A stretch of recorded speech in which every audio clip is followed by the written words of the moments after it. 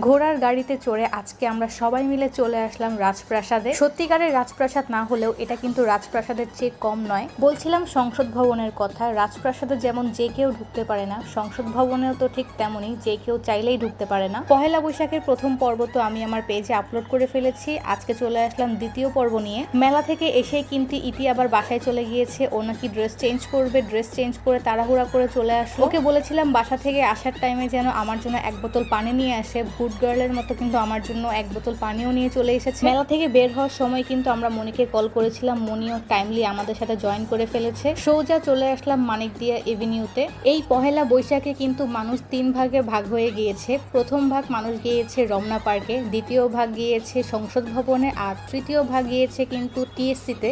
আমরাও সবাই চলে আসলাম সংসদ ভবনের সামনে। এসেই তো দেখতে পারলাম অনেক অনেক ঘোড়ার গাড়ি সেইখানে বসে আছে। ঘোড়ার গাড়ি দেখেই তো আমরা সবাই মিলে ঠিক করে ফেললাম আমরাও ঘোড়ার গাড়িতে উঠবো। যেই বলা সেই কাজ, আমরা সবাই মিলে চলে আসলাম একটা ঘোড়ার গাড়ির সামনে।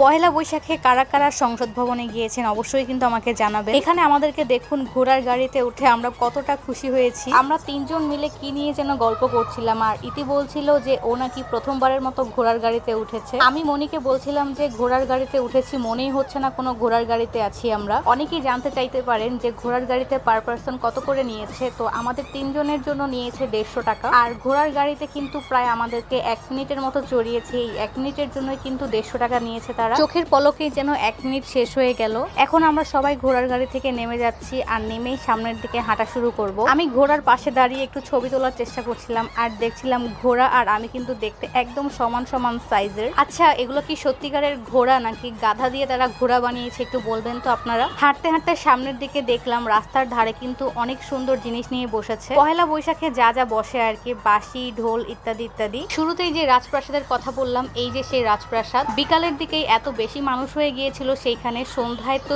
চোখ তুলে তাকানোরও জায়গা ছিল না। একটু সামনে এসেই দেখলাম এখানে কনসার্ট হচ্ছে, আর কনসার্টের সামনে তো অনেক অনেক মানুষ। সামনে গিয়ে তো দেখার অবস্থা নেই, তাই আমরা একটু দূরেই দাঁড়িয়েছিলাম। দাঁড়িয়ে দাঁড়িয়ে শুনছিলাম এখানে কি কি গান গাচ্ছিল। আর হঠাৎ করে ইতি আমাকে দেখালো, ওই যে দেখো গাছের মধ্যে দুইজন উঠে বসে আছে। আমিও আপনাদেরকে একটু দেখানোর চেষ্টা করছি জুম করে, জানি না আপনারা ভালো করে দেখতে পারবেন কিনা। আমার ভয়েসের সাথে কিছু হয়তো নয়েজ আসছে, প্লিজ আপনারা এটাকে ইগনোর করবেন। আপনাদের বোঝার সুবিধার্থে একদম ক্লোজ করে দেখাচ্ছি। তারা একদম গাছের মগডালে উঠে নাচছিল। আর সেই দিন এত বেশি গরম পড়েছিল, এটি তো আসার পর থেকেই পাখা করে চলছে নিজেকে। আর এরকম ছোটখাটো মেলাতে কিন্তু এরকম টুকটাক খাবার লেগেই থাকে। আমরা সেখান থেকে কিন্তু কাঁচা আম মাখা নিয়ে নিয়েছি, আর এই আমটার টেস্ট এত বেশি ভালো ছিল, আমরা একবার খেয়ে সেকেন্ড টাইম আবার নিয়েছি। এখন চলে আসলাম চানাচুর মাখা নেওয়ার জন্য। আর এরকম মেলাতে তো নর্মাল প্রাইস